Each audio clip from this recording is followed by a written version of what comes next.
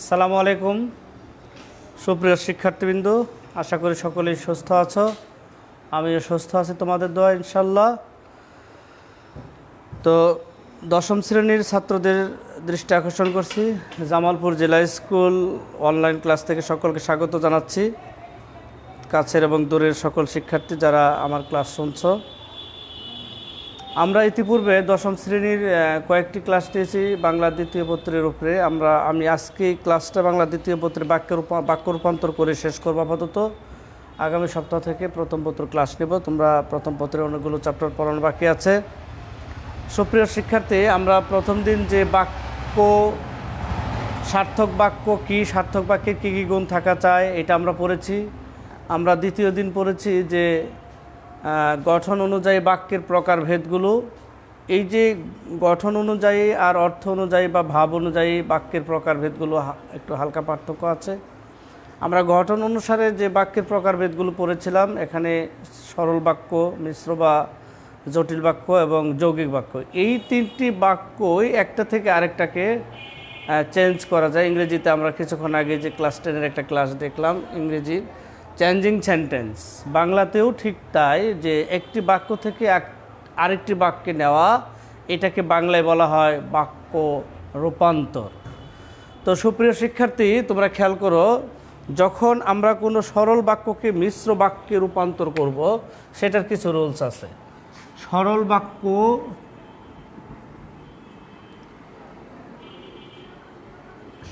বাক্য থেকে যখন আমরা সরল বাক্যকে মিশ্র বাক্যে রূপান্তর, সরল বাক্যকে মিশ্র বাক্যে রূপান্তর, দ্যাট মিনস আমরা যখন সিম্পল সেন্টেন্সকে কমপ্লেক্স সেন্টেন্স করি, ঠিক বাংলার ক্ষেত্রে আমরা যখন কোনো সরল বাক্যকে মিশ্র বাক্যে রূপান্তর করব, সেক্ষেত্রে কিছু কিছু রুলস আছে। আমরা পূর্বে বলেছিলাম যে সরল বাক্যের একটা সরল উদ্দেশ্য থাকবে, একটা সরল বিধায়ও থাকবে, অথবা একটা সমাপিকা ক্রিয়া থাকবে। সরল বাক্যকে যখন আমরা মিশ্র বাক্যে পরিণত করব বা জটিল বাক্যে পরিণত করব, তখন খেয়াল রাখতে হবে যে সরল বাক্যে একটি অংশকে আরেকটি অংশের অধীন করতে হবে, অর্থাৎ সাপেক্ষ ভাব সৃষ্টি করতে হবে। অর্থাৎ একটি অংশ আরেকটি অংশের সাথে পরস্পর সাপেক্ষ ভাব থাকবে, ডিপেন্ডেন্ট। আমরা পড়িয়েছিলাম যে যেমন সাবঅর্ডিনেট ক্লোজ 3টা পড়িয়েছিলাম, ঠিক এরকম সরল বাক্যকে ভেঙে এখানে একটা সংযোগ বিধান করাতে তখন যদি, তবে, যে, সে, এই অব্যয়গুলো যুক্ত করতে হবে। যদি, তবে, যে, সে, এইগুলো খেয়াল রাখতে হবে। যদি, তবে, যে, সে, এই অব্যয়গুলো আমাদের খেয়াল রাখতে হবে। এই অব্যয়গুলো যুক্ত হবে যখন আমরা সরল বাক্য থেকে মিশ্র বাক্য বা জটিল বাক্যে পরিণত করব। ভালো ছেলেরা শিক্ষকের আদেশ পালন করে। দেখো একটা সরল বাক্য,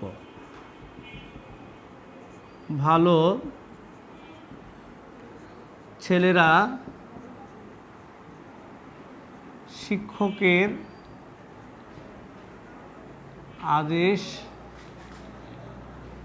পালন করে। এটি একটি সরল বাক্য।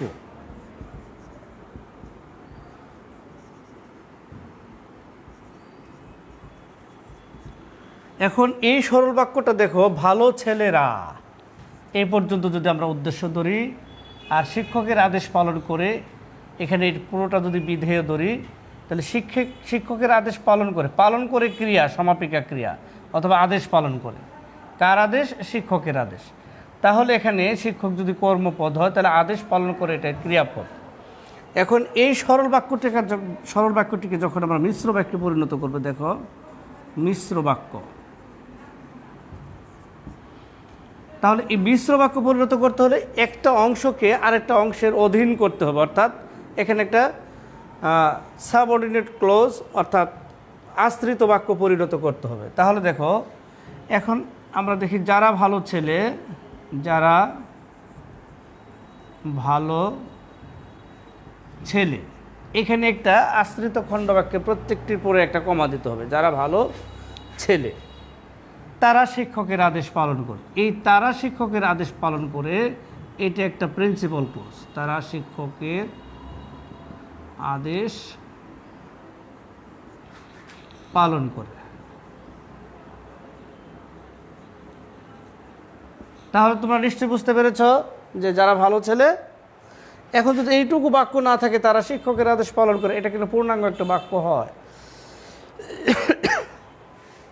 তো যারা ভালো ছেলে এটা হলো একটা আশ্রিত বাক্য, আর তারা শিক্ষকের আদেশ পালন করে এটা একটা প্রধান খণ্ডবাক্য। যারা যেই তার দর্শন পেলাম, অথবা আমরা যদি একটা সরল বাক্য লিখে আবারও দেখো, সরল বাক্য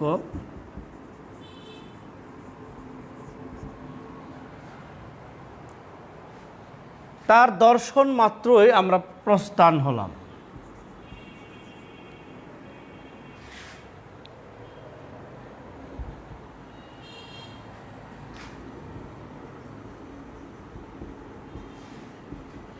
দর্শন মাত্রই আমরা প্রস্থান হলাম। তাহলে দেখো, আমরা প্রস্থান হলাম, এই বাক্যে আমরা দেখছি তার দর্শন মাত্রই আমরা প্রস্থান হলাম, এটা একটা সরল বাক্য। কিন্তু যখন আমরা এটাকে মিশ্র করব বা জটিল করব, ঠিক এরকম আমরা ওই যে, সে, তবে, যদি এগুলো যুক্ত করতে হবে। মিশ্র করার ক্ষেত্রে দেখো যে যেই তার দর্শন পেলাম সেই আমরা প্রস্থান হলাম। এই যে দেখা যে যুক্ত, যে যেই তার দর্শন পেলাম, কমা, সেই আমরা প্রস্থান হলাম। যেই তার দর্শন পেলাম সেই আমরা প্রস্থান হলাম। এই বাক্যটি আমরা প্রস্থান হলাম এই বাক্যের উপরে ডিপেন্ডেন্ট, অর্থাৎ এটা একটা সাপেক্ষ ভাবের বাক্য প্রকাশ পেয়েছে। তাই আমরা এভাবে সরল বাক্য থেকে মিশ্র বাক্য, আবার মিশ্র বাক্যকে সরল বাক্যে রূপান্তর, এরকম 6টা টার্মিনেশন আছে এখানে দেখো। এখন আমরা মিশ্র বাক্যকে সরল বাক্যে রূপান্তর, মিশ্র বাক্যকে সরল বাক্যে রূপান্তর। আমরা দেখলাম ওইখানে একটা সাবঅর্ডিনেট ক্লোজ আছে, একটা প্রিন্সিপাল ক্লোজ আছে। ঠিক মিশ্র বাক্যকে সরল বাক্যে রূপান্তর করতে হলে মিশ্র বাক্যের অপ্রধান খণ্ডবাক্যটিকে আরও সংকুচিত করতে হবে, আরও ছোট করতে হবে। যেমন যাদের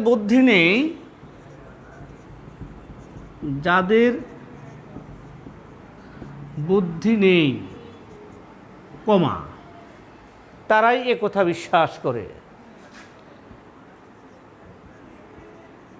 তারাই এ কথা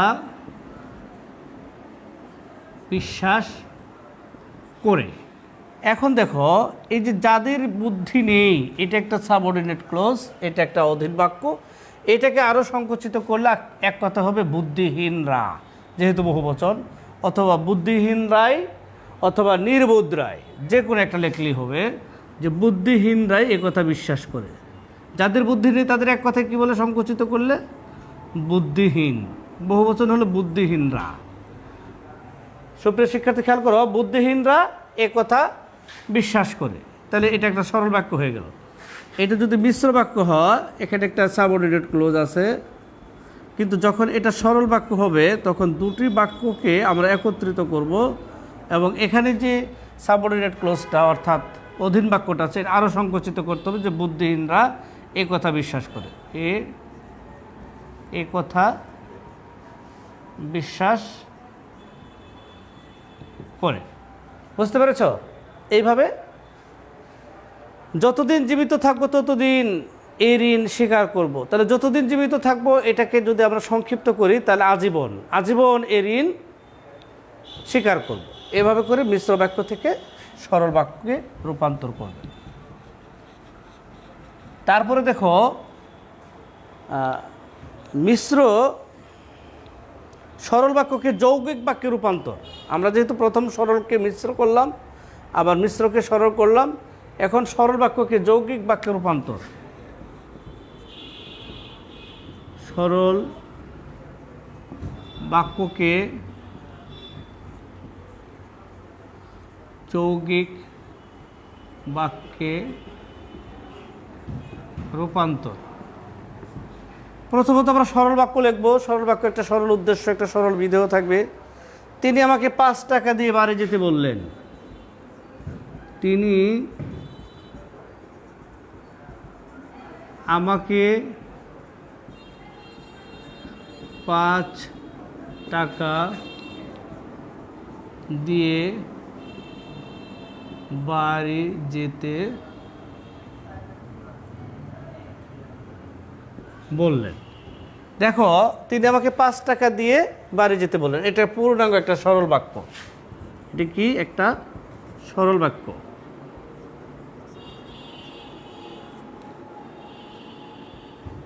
এখন এটাকে যদি আমরা যৌগিক বাক্য করি, কি কি করতে হবে? সরল বাক্যকে যখন যৌগিক বাক্যে রূপান্তর করব, তখন আমরা যথাসম্ভব 2টি নিরপেক্ষ বাক্য গঠন করতে হবে। পুরো সরল বাক্যকে ভেঙে 2টি নিরপেক্ষ বাক্য করতে হবে। এর মধ্যে সংযোজক অব্যয় অথবা বিয়োজক অব্যয় বসবে, অর্থাৎ প্রয়োজন বোধে যথাসম্ভব সংযোজক অব্যয় এবং বিয়োজক অব্যয় বসাতে হবে। যেমন দেখো, তিনি আমাকে 5 টাকা দিলেন। তিনি আমাকে 5 টাকা দিলেন। দেখো, তিনি কর্তা, আমাকে কর্ম, 5 টাকাও কর্ম, দিলেন ক্রিয়া। তাহলে পুরো একটা বাক্য হয়ে গেল, পূর্ণাঙ্গ একটা স্বতন্ত্র একটা নিরপেক্ষ বাক্য। তিনি আমাকে 5 টাকা দিলেন। এবং এখানে একটা এবং বাক্য আমরা অব্যয় সংযোজন করি। এবং তিনি আমাকে 5 টাকা দিলেন এবং বাড়ি যেতে বললেন। এবং বাড়ি যেতে বললেন।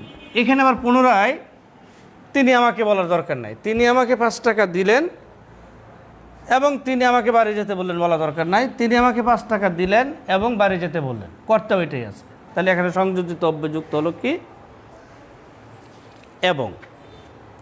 এইভাবে করে আবার যৌগিক বাক্যকে যখন তোমরা সরল বাক্যে রূপান্তর করবে, 6টা টার্মিনেশন আছে, আমরা 3টা পড়ালাম, আরও আছে। দেখো, যৌগিক বাক্যকে যখন আমরা সরল বাক্যে রূপান্তর করব, যৌগিক বাক্যকে সরল বাক্যে রূপান্তর, যৌগিক বাক্যকে সরল বাক্যে রূপান্তর, যৌগিক বাক্যকে সরল বাক্যে রূপান্তর। প্রথমত আমরা যখন সরল বাক্য যৌগিক বাক্য করার সময় সংযোজক বিয়োজক অব্যয় যুক্ত করেছিলাম, সেক্ষেত্রে আমরা সংযোজক বিয়োজক অব্যয়টাকে বাদ দিয়ে দেব। তাহলে একটা শর্ত হয়ে গেল। এবং অন্যান্য যে সমাপিকা ক্রিয়া থাকবে, এই সমাপিকা ক্রিয়াকে অসমাপিকা ক্রিয়ায় পরিণত করতে হবে। এবং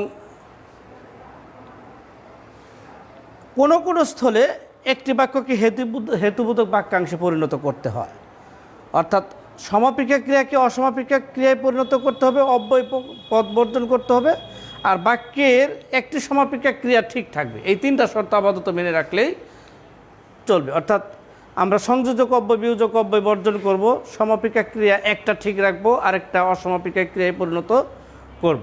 এইভাবে করে যৌগিক বাক্যকে মিশ্র বাক্যে রূপান্তর করা যায়। যেমন যৌগিক বাক্য দেখো,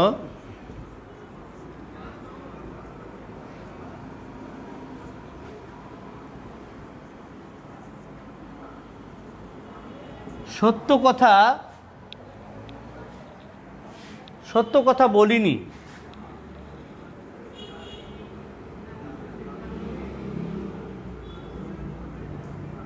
সত্য কথা বলিনি তাই বিপদে পড়েছি, তাই বিপদে বিপদে পড়েছি। সত্য কথা বলিনি তাই বিপদে পড়েছি। দেখো এখানে সত্য কথা বলিনি, সত্য কথা বলিনি, এটা একটা পূর্ণাঙ্গ বাক্য, অর্থাৎ আমি এখানে একটা কর্তা উজ্জ্বল আছে। আমি সত্য কথা বলিনি তাই আমি বিপদে পড়েছি। এখানে আবার শব্দটা বাক্যটা হতো তাই আমি বিপদে পড়েছি, কিন্তু তা না হয়ে তাই বিপদে পড়েছি। এক্ষেত্রে যদি আমরা যৌগিক বাক্যকে সরল বাক্যে রূপান্তর করতে চাই, তাহলে এখানে একটা সমাপিকা ক্রিয়াকে অসমাপিকা ক্রিয়ায় পরিণত করতে হবে। বলিনি এটা সমাপিকা ক্রিয়া, সবসময় নি বা নাই কথাটা সমাপিকা ক্রিয়ার পরে বসে, আর নি বা নাই যখন সমাপিকা ক্রিয়ার আগে বসবে তখন সেটা অসমাপিকা হয়ে যাবে। যেমন এটা যদি আমরা সরল বাক্য করি, সরল বাক্য সত্য কথা না বলে, সত্য কথা না বলে, দেখো বলে ক্রিয়াটা সমাপিকা, সমাপিকা ক্রিয়ার আগে না বসছে। সত্য কথা না বলে, সত্য কথা না বলে আমি বিপদে পড়েছি। সত্য কথা না বলে, তাহলে দেখো সত্য কথা না বলে বিপদে পড়েছি, বিপদে বিপদে পড়েছি। এখন খেয়াল করো, সরল বাক্য সত্য কথা না বলে, এই যে অসমাপিকা বলিনি সমাপিকা ক্রিয়া, যখন এটা অসমাপিকা হয়েছে না বলে বিপদে পড়েছি সমাপিকা, এটা আবার ঠিক আছে। অর্থাৎ একটা সমাপিকা ক্রিয়া ঠিক থাকবে, আরেকটা সমাপিকাকে অসমাপিকা ক্রিয়ায় পরিণত করতে হবে, এবং সংযোজক বিয়োজক অব্যয় এখানে তাই বাদ গেছে। ঠিক আছে, এইভাবে যৌগিক বাক্যকে আবার মিশ্র বাক্যে পরিণত করতে হবে। যৌগিক বাক্যকে যেমন সরল বাক্যে করলাম, এরকম মিশ্র বাক্যে পরিণত করতে হবে। সরল বাক্যকে মিশ্র বাক্যে রূপান্তর, সরল বাক্যকে মিশ্র বাক্যে রূপান্তর, সরল বাক্যকে মিশ্র বাক্যে রূপান্তর। আমরা যৌগিক বাক্যকে মিশ্র বাক্যে রূপান্তর। এর আগে করলাম যৌগিক বাক্যকে সরল, এখন এই যৌগিক বাক্যটাকে আবার জটিল বা মিশ্র বাক্যে রূপান্তর করব। তো মিশ্র বাক্যের প্রথম প্রধান শর্তই হলো এখানে দুইটা বিষয় থাকবে, একটা হলো সাপেক্ষ ভাব করতে হবে, আর একটা সাবঅর্ডিনেট ক্লজ করতে হবে। অর্থাৎ প্রথমটার পূর্বে যদি কিংবা যদিও এই কথাগুলো লিখতে হবে। প্রথমটির পূর্বে যদি, হ্যাঁ যদি অথবা যদিও প্রথম বাক্যটির, আবার দ্বিতীয় বাক্যটির ক্ষেত্রে তাহলে, তথাপি এগুলো যুক্ত হবে। তাহলে, তথাপি এগুলো যুক্ত হবে। যেমন দেখো, দোষ স্বীকার করো, তোমাকে যৌগিক বাক্য লেখা আগে, দোষ স্বীকার করো, একটা যৌগিক বাক্য, তুমি দোষ স্বীকার করো, তোমাকে কোনো শাস্তি দেব না, তোমাকে কোনো শাস্তি দেব না। দোষ স্বীকার করো, তোমাকে শাস্তি দেব না।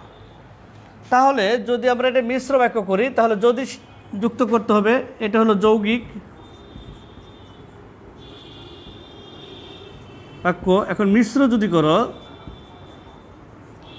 তাহলে যদি দোষ স্বীকার করো, হ্যাঁ যদি দোষ স্বীকার করো, তাহলে তোমাকে কোনো শাস্তি দেব না। যদি দোষ স্বীকার করো, এই যে যদি দিলাম মিশ্র বাক্যতে, যদি দোষ স্বীকার করো তাহলে, তাহলে তোমাকে কোনো শাস্তি দেব না। বুঝতে পেরেছ? এইভাবে করে। এখন এই মিশ্র বাক্যকে আবার যৌগিক বাক্যে রূপান্তর, এটাই শেষ। মিশ্র বাক্যকে যৌগিক বাক্যে রূপান্তর, মিশ্র বাক্যকে যৌগিক বাক্যে রূপান্তর। মিশ্র বাক্যকে যৌগিক বাক্যে রূপান্তর। আমরা আগে বলেছি যে যৌগিক বাক্য গঠন করতে হলে সেটা স্বতন্ত্র বাক্য আলাদা আলাদা করতে হয় এবং তখন আলাদা নিরপেক্ষ বাক্য হবে এবং সংযোজক বা বিয়োজক অব্যয় যুক্ত করতে হবে। যদি সে কাল আসে তাহলে আমি যাব, এটা একটা মিশ্র বাক্য। দেখো, যদি সে কাল আসে তাহলে আমি যাব, আমি যাব। এই যে যদি সে কাল আসে তাহলে আমি যাব, এখানে তাহলে আমি যাব, এখানে দেখা গেল মিশ্র বাক্যের গঠন অনুযায়ী প্রথমটা যদি, তারপরে কি তাহলে। এই ক্ষেত্রে আমরা মিশ্র বাক্য থেকে যখন আমরা যৌগিক বাক্য করব, যৌগিক বাক্য, তাহলে যদিতে থাকবে না সম্ভবত, তখন সে কাল আসবে, সে কাল আসবে এবং আমি যাব, এবং আমি যাব, এই এবং দিয়ে সংযোজন, এবং আমি যাব। এইভাবে করে সে কাল আসবে এবং আমি যাব আমরা মিশ্র বাক্য থেকে যৌগিক বাক্যে রূপান্তর করব। তো এই যে বাক্য রূপান্তর থেকে তোমরা কমপক্ষে 20টি প্রশ্ন নিজেরা তৈরি করবে, প্রশ্ন তো লিখবে, এটা তোমাদের হোমওয়ার্ক থাকবে, সবাই খাতা বের করে লেখো। বাক্য রূপান্তর থেকে কমপক্ষে 20টি বহু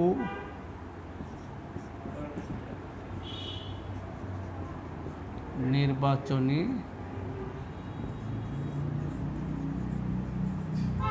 প্রশ্নোত্তর লিখবে। তো আজ এই পর্যন্তই। সকলে সুস্থ থাকো, ভালো থাকো, আমার জন্য দোয়া করবে এবং সকলেই নিরাপদে থাকো। আসসালামু আলাইকুম।